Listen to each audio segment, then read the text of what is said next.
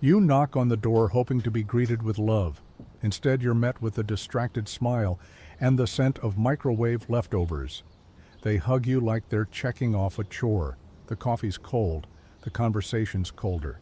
You sit there nodding politely while they scroll through their phone like your wrinkles are static. And in that moment, a thought sneaks in, not loud, but sharp. Am I the guest or the ghost? They don't say it, but you feel it. You're not really there anymore. You're tolerated, not treasured, included, but never invited. And here's the hard part, sometimes the people who hurt you the most also call you mom.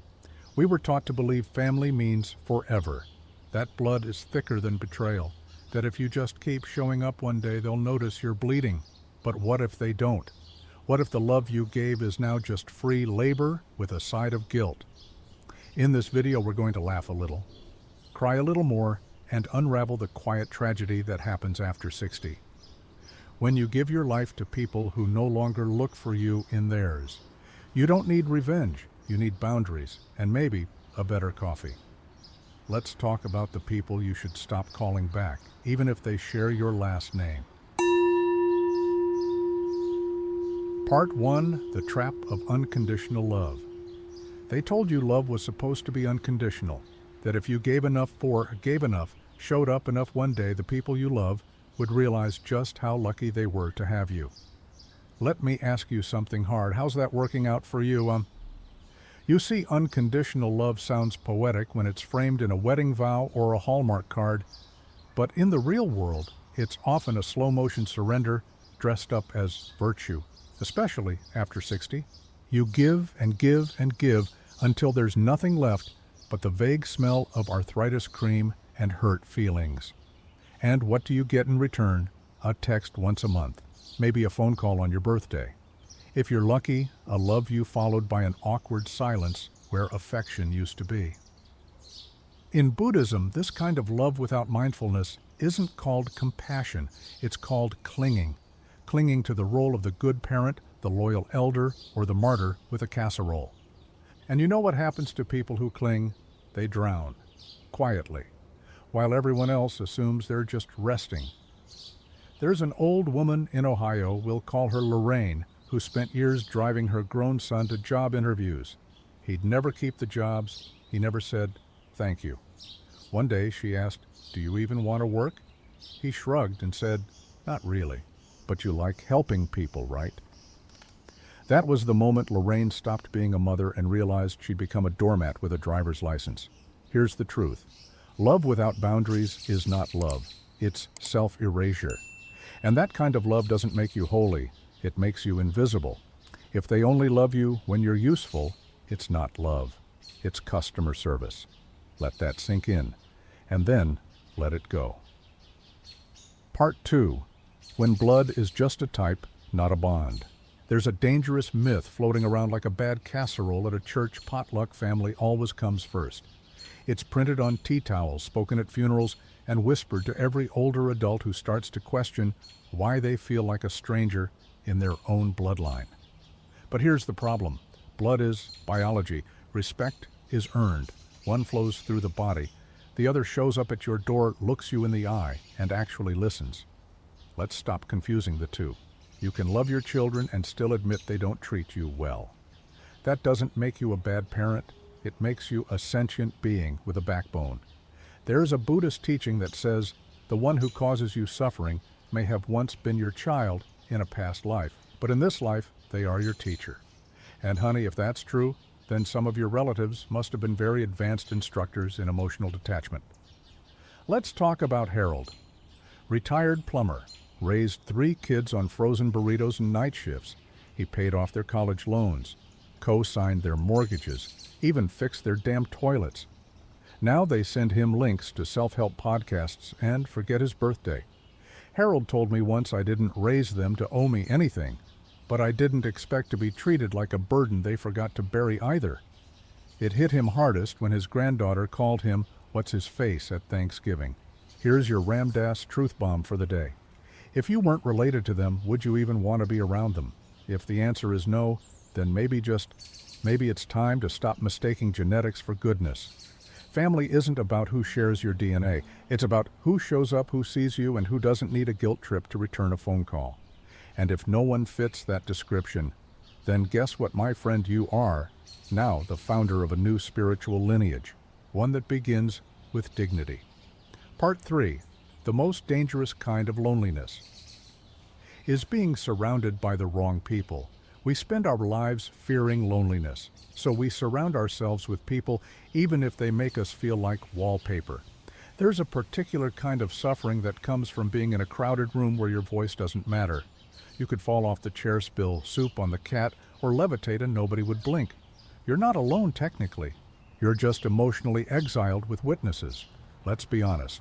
Some family gatherings feel less like reunions and more like hostage situations with pie. You smile, nod, wait for someone to ask how you're really doing. They don't. So you talk about the weather. Again, the Dalai Lama once said, if you feel lonely when you're alone, you're in bad company. Now imagine feeling lonely while surrounded by your children, your grandchildren, and that one relative who only calls when they need your Medicare number. That's not company. That's emotional taxidermy. You're there, but only the outside of you. The real you, the part that aches and remembers and longs, is invisible. Here's the cruel joke. You can be surrounded by 10 people and still feel lonelier than someone meditating in a cabin with squirrels. There's a woman in Minnesota named Donna. She attends every family barbecue. She brings extra napkins and potato salad. She laughs when they joke. She nods when they talk. But no one ever asks Donna what she wants, or if she's tired, or if she still cries at night over her late husband. Because in that house, Donna is a reliable fixture like the coat rack, always there, never noticed. So, here's your permission slip. You don't have to keep showing up for people who only keep you around because you're polite. Choose solitude with peace over company with contempt. You're not asking too much. You're just finally noticing that they've been giving you far too little. Part 4. The hidden cost of always being available. Let me guess. You've spent most of your life being the reliable one, the one who always picks up the phone, the one who babysits on a moment's notice, the one who cancels your afternoon nap to drive someone else's ungrateful teenager to soccer practice. They love you right, sure. About as much as they love the toilet working or the light switch turning on. You've become what Buddhist teacher Pema Chodron would call a habitual refuge. Not a person, but a convenience. A spiritual vending machine for emotional labor, guilt relief, and the occasional pot roast. There's a retired teacher in Florida named Earl. Earl was always the guy who didn't mind fixing the car, didn't mind watching the kids, didn't mind rescheduling his eye surgery so his daughter could go to Vegas. Again. But guess what? Earl minds now. Because at 76, he realized something. If you're always available to people who don't make time for you, you're not being helpful, you're being harvested. And here's the kicker. The more available you are, the more invisible you become. You condition people to think you'll always be there. And when you finally say no, they act like you just shaved the dog and set fire to the living room. In Buddhism, we're told to practice compassion, but compassion is not self-sacrifice at the altar of other people's convenience. It's not love if it costs you your peace of mind and your Tuesday afternoon nap. So here's your spiritual update. If your phone only rings when something breaks, you're not a person in their life, you're tech support with a pulse. Start treating your time like gold because no one else will until you do. Part 5. Stop mistaking patience for sainthood. Somewhere along the way, someone told you that patience is a virtue. So you waited, and waited, and waited some more. You waited for them to remember your birthday. You waited for the phone to ring. You waited for someone to ask, "How are you really?" Spoiler alert, they never did. Because here's what they don't tell you in the fine print of being patient. If you wait long enough without speaking up, people assume you're fine with being forgotten. Let's be clear. Patience is not the problem. The problem is what you've been calling patience is actually resignation dressed up in a bathrobe of virtue. It's like taping a welcome sign to your forehead and wondering why people keep wiping their emotional shoes on your soul. There's a Buddhist teaching that says, if you let people walk all over you, they'll eventually complain that you're not soft enough. Sit with that. Or better yet, stand up. Take Marcia, for example. Sweet woman, made the best banana bread this side of Illinois. She waited 7 years for her adult son to finally show up on Thanksgiving. When he did, he brought laundry and left before dessert. She smiled through it, said she understood. He's busy, she whispered. But you know what's busier than a grown man with commitment issues? A cemetery full of people who died waiting to be appreciated. It's not noble to be endlessly patient. It's not enlightened to let yourself rot politely. In Buddhist terms, real compassion requires boundaries. Compassion without wisdom becomes self-destruction. So if you're sitting on a mountain of swallowed feelings and calling it grace, I have news for you. That's not a mountain. That's a slow-motion burial. Start treating your patience like your prescription meds. Only take what you need and never let anyone else help themselves without your permission. Part 6. The vanishing act that will make you visible again. You've tried everything. You called first. You offered help before they asked. You laughed at the same stories, acted like you didn't notice the eye rolls, and smiled through birthday parties where they forgot your name on the cake. And still, you're invisible. So here's a radical thought. Stop showing up. No drama, no announcements, no Facebook statuses about cutting people off. Just disappear.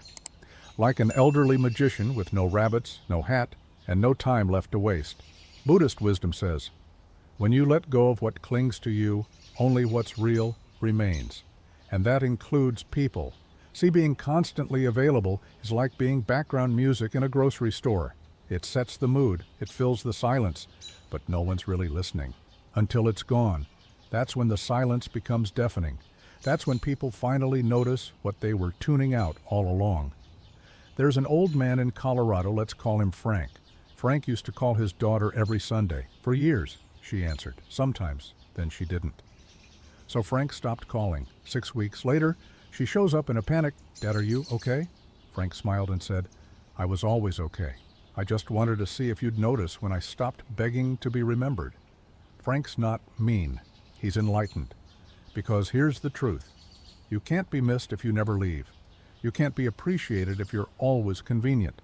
If your absence causes silence, good. If it causes panic, even better. If it causes nothing at all, then you finally know where you stood all along. Sometimes the most spiritual thing you can do is not pray, not forgive, not give one more chance, but simply exit quietly and let karma take attendance. Part 7. Build a life where you're the main character, not an extra. You were never meant to be a footnote in someone else's life, but somewhere between packing lunches, paying bills, and politely laughing at jokes you didn't hear, you became an unpaid background actor in a drama that isn't even about you. Let me guess you've been cast as Mom Grandpa, the one who always understands, the reliable one. Congratulations. You've won a lifetime of emotional typecasting. Meanwhile, your real life, the one with your name on it, is just sitting backstage, wondering when you'll finally walk back on set. Buddhism teaches us about non-self, that we are not the roles we play, not our titles, not our labels, and certainly not anyone's emotional concierge. So here's your rewrite. You get to be the main character now, not in their lives, in yours. Let's talk about Judith, 68, widow. Used to spend all her weekends baking cookies her grandkids never ate. One day she bought a camera, then a plane ticket. Now she runs a photography blog from remote towns in Arizona. She doesn't beg for calls anymore. She takes photos of cactuses and names them after people who used to ignore her. You see this one, she told me, showing a photo of a spiny, miserable-looking succulent. I call it Brenda. That's my daughter-in-law. Judith is not bitter, she's busy, and that's the trick. When you stop auditioning for someone else's affection, you finally get cast in your own life. So take that pottery class. Learn to swim. Join a Buddhist book club full of weird old men with opinions and peppermint candy. Don't wait to be invited into their world. Create one where you don't need permission to belong. Part 8. The kind manipulator, aka the smiling saboteur. Not every danger in your life will slam the door or scream in your face. Some of them will bring you flowers, call you sweetheart, and tell you they're just worried about you right after convincing you not to go after what makes you feel alive. Welcome to the world of the smiling saboteur. They're not the ones who ignore you. They're the ones who pretend you can't live without them. You don't need to travel alone at your age. Are you sure you want to take that yoga class? What if you fall again? Don't worry, I'll handle that for you. You just rest. Sounds helpful, right? But here's what's actually happening. They're lowering your ceiling and calling it love. Psychologists call it benevolent control when someone appears to be caring, but what they're really doing is making sure you don't outgrow your cage. Buddhism would call it false compassion, help that stifles growth, kindness that secretly seeks to keep you small. Let me tell you about George. George is 72. He's sharp, healthy, and still dances like it's 1979 when no one's watching. He wanted to join a local hiking group. His daughter said, "But Dad, what if something happens to you?" George said, "Something's already happening to me. I'm being babysat in my own damn life." That week he went hiking. That month he met a widow named Carol who also ignored her children's unsolicited advice. That year he proposed. Here's your wisdom nugget. Not all jailers wear keys around their necks. Some wear smiles, and not all love is freedom. Some is just fear disguised as family. So next time someone tells you they're just looking out for you, ask yourself, are they protecting your life or preventing you from living it? Part 9. Stop trying to be immortal in their memory. Let's be honest. Some days you're not calling to check on them. You're calling so they won't forget you exist. You show up to birthdays, offer help. Remember anniversaries, not because they asked, but because somewhere deep down you're afraid that one day they won't remember who you were at all. Welcome to the elder version of emotional immortality. If I just keep being useful, I'll be unforgettable. Spoiler. You won't be. Unless you do something bold like live a life they'll talk about even if they never understood it. There's a Buddhist idea called anicca impermanence. Nothing lasts. Not bodies, not feelings, not even your place at someone's table. The goal isn't to be remembered. The goal is to be awake while you're still breathing. Let me introduce you to Ruth. Ruth's 80. She used to send holiday cards to 17 relatives every year. Then one year she didn't. No one noticed. So Ruth booked a river cruise, dyed her hair burgundy, and started volunteering at an animal shelter where the dogs at least were happy to see her. When her niece called months later and said, "Where have you been?" Ruth said, "Becoming someone I actually enjoy spending time with." You want legacy, that's legacy. Not guilt-soaked phone calls or being the family's emotional doormat. Listen, you're not a national monument. You don't have to be preserved in the museum of other people's memories. Let go of being unforgettable. Be unapologetically alive. Because here's the truth. They may forget what you did. They may forget what you gave. But they'll never forget the day you finally stopped begging to be remembered. You've waited long enough. Waited for them to call. Waited for someone to say thank you. Waited for an invitation, a question, a sign that you still mattered in the lives you helped build. And while you were waiting, something even heavier began to grow. The illusion that your worth depends on someone else remembering it. But here's what Buddhism teaches us in its quiet, infuriatingly honest way. You are already complete.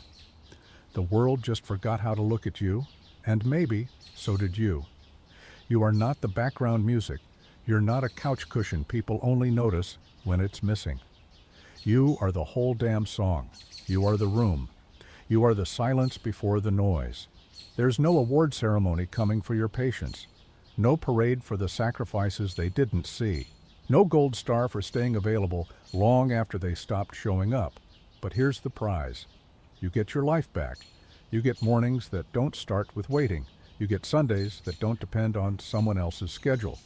You get to ask yourself not what they need from you, but what you want before this ride is over.